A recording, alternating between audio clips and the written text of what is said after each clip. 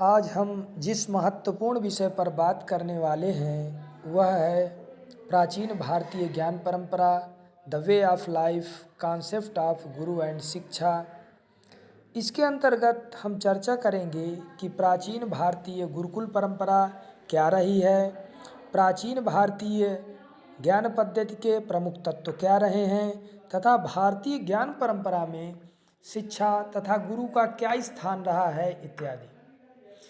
मैं इस विषय पर जोर देकर कहना चाहूँगा कि भारतीय ज्ञान परंपरा गुरु शिष्य परंपरा या ज्ञान पद्धति रही है जो कि अत्यंत गौरवशाली रही है। भारत में गुरुकुल शिक्षा पद्धति की एक बहुत पुरानी संस्कृति रही है।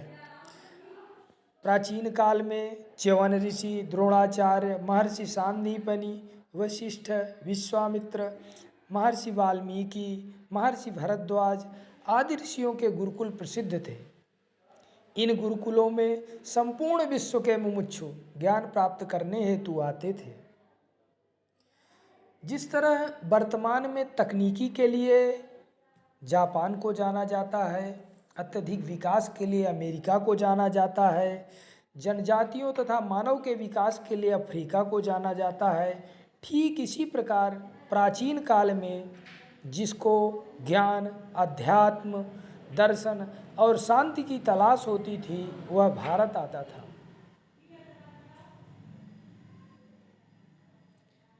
भारत में उस समय गुरुकुलों की संख्या लगभग 7.5 लाख थी, किंतु भारत में मैकाले ने शिक्षा को गैर कानूनी बताकर शिक्षा को अंग्रेजी शासन के हाथ में दे दिया और समर्पित आचार्यों को प्रताड़ित कर भगा दिया गया। उस समय से शिक्षा सरकार के हाथ में रही।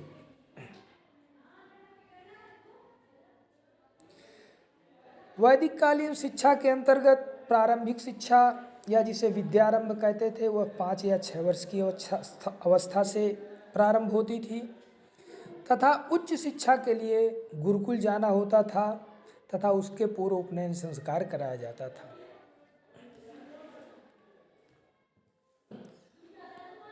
ऋग्वेद के 7वें मंडल में सबसे पहले शिक्षा शब्द का प्रयोग किया गया है कि आंतरिक और बाह्य ज्ञान को दूर कर ज्ञान की ओर अग्रसर होना ही शिक्षा है।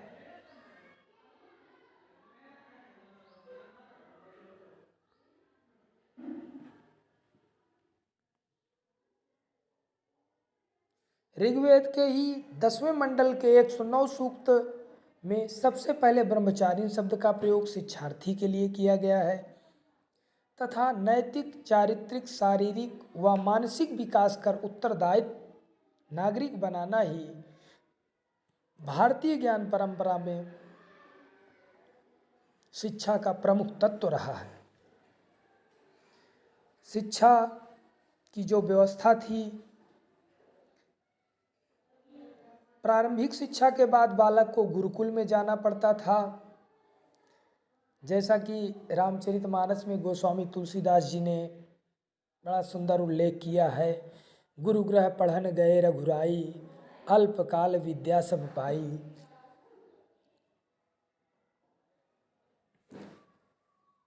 वहीं से विद्यारंभ 5 या 6 वर्ष की अवस्था से घर में ही दिया जाता था, जैसा कि मैं पहले बता चुका हूँ। इसके बाद गुरुकुल की व्यवस्था थी, यानी कि शिष्य गुरु के सानिध्य में ही रह के संपूर्ण शिक्षा ग्रहण करता था। उपनयन संस्कार से शिक्षा गुरुकुल में गुरु के सानिध्य में 8 से 12 वर्ष की अवस्था के बीच में प्रारंभ होती थी।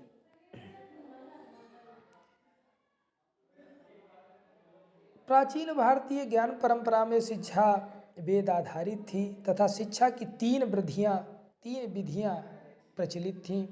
पहला श्रवण अर्थात सुनना, दूसरा मनन अर्थात गुनना या मन में बार बार पढ़े हुए को दोहराना, और तीसरा निधिध्यासन अर्थात स्मरण किए हुए को बार बार स्मृति में दोहराना, वह निधिध्यासन कहलाता था। गुरुकुल में रहकर शिक्षा ग्रहण करने वाले शिक्षार्थियों को अंतःवासी कहा जाता था तथा शिक्षण संस्थान को चरण कहा जाता था। चरण में भी कई चरण थे, अर्थात चरण में पहला जो स्टेप था वह शिक्षण संस्थान थे, दूसरा संचालन कार्य करने वाले को आचार्य या ऋषि कहा जाता था, और तीसरा संचालन समिति होती थी जिसके अंतर्गत परिषद या पांचाल परिषद होते थे। वैदिक कालीन वर्ण व्यवस्था कर्माधारित थी, इसलिए उस समय शिक्षार्थी को द्विज भी कहा जाता था तथा वह अपने ज्ञान तथा तप के बल से क्रमशः ब्राह्मणत्व तक प्राप्त कर सकता था।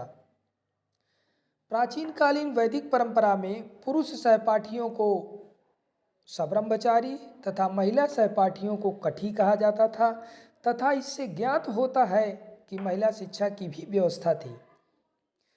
आचार्य पाणिनि ने वैदिक काल के 4 प्रकार के शिक्षकों का उल्लेख किया है, जिनमें प्रथम आचार्य होते थे, जिन्हें कुलपति भी कहा जाता था। यह गुरुकुल की सबसे बड़ी पदवी होती थी। दूसरा प्रवक्ता, जो मंत्रों अथवा विषयों का व्याख्यान करते थे। तीसरा श्रोत्रिय, जो मंत्रों, सूत्रों या वैदिक साहित्य को रटवाते थे। और चौथे अध्यापक होते थे, जो लौकिक साहित्य का अध्यापन करवाते थे, जो लौकिक साहित्यों का अध्ययन और अध्यापन करते थे। प्रत्येक आचार्य के पास 20 छात्र होते थे, जिन्हें वैदिक साहित्य, गणित, ज्योतिष, तर्कशास्त्र, व्याकरण, युद्ध तथा चिकित्सा आदि की शिक्षा दी जाती थी, जो कि संस्कृत भाषा में होती थी।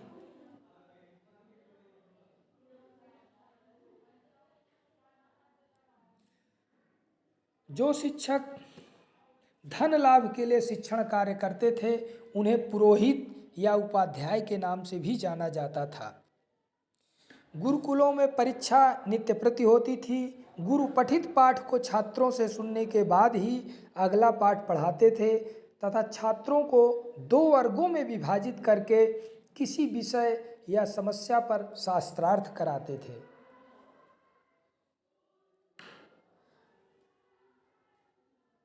गुरुकुलों की व्यवस्था का दायित्व गुरु का होता था, जिसके लिए धन राजा तथा धनी लोग देते थे तथा दंड के लिए प्रायश्चित, आत्मशुद्धि तथा उपवास का प्रावधान था।